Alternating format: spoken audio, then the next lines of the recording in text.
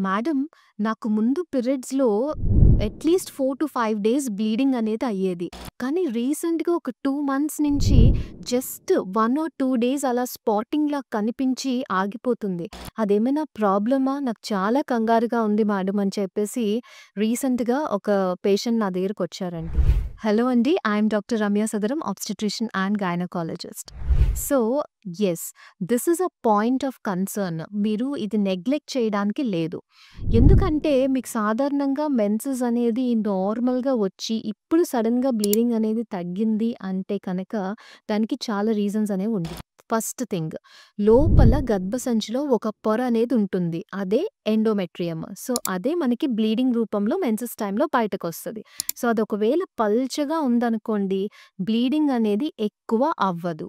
అయితే అది కరెక్ట్‌గా ఎంత థిక్‌నెస్ ఫార్మ్ అవ్వాలో అది ఫార్మ్ అవ్వాలి. దానికి మనకి ఈస్ట్రోజన్ హార్మోన్ అనేది ఇంపార్టెంట్ అనమాట.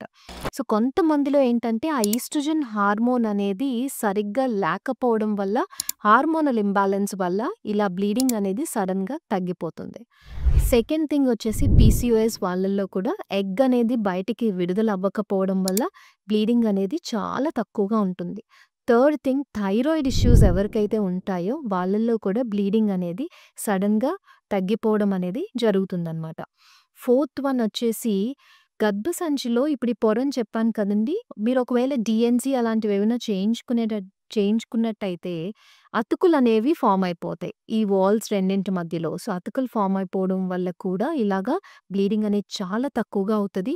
అండ్ టీబీ పేషెంట్స్‌లో ట్యూబర్క్యులోసిస్ ఎవరైతే ఉంటుందో వాళ్ళల్లో కూడా ఈ గర్భసంచి లోపల పొర అనేది ఎఫెక్ట్ అయిపోయి, అలానే మొత్తం అతుకులనేవి ఫార్మ్ అయిపోయి బ్లీడింగ్ అనేది తగ్గిపోతుంది. సో, సడెన్‌గా ఒకవేళ మీ పీరియడ్స్‌లో బ్లీడింగ్ ప్యాటర్న్ అనేది మారి రోజు రోజుకి బ్లీడింగ్ అనేది తగ్గిపోతుంటే కనుక ఈ కాజెస్ ఏమైనా ఉన్నాయేమో అని చెప్పేసి డెఫినిట్‌గా చూసుకోవాలండి. ఇంకా మీకు మెన్సెస్ రిలేటెడ్ ఇష్యూస్ ఏమైనా ఉంటే గనక కింద కామెంట్ సెక్షన్‌లో కామెంట్ చేయండి. I will try to answer.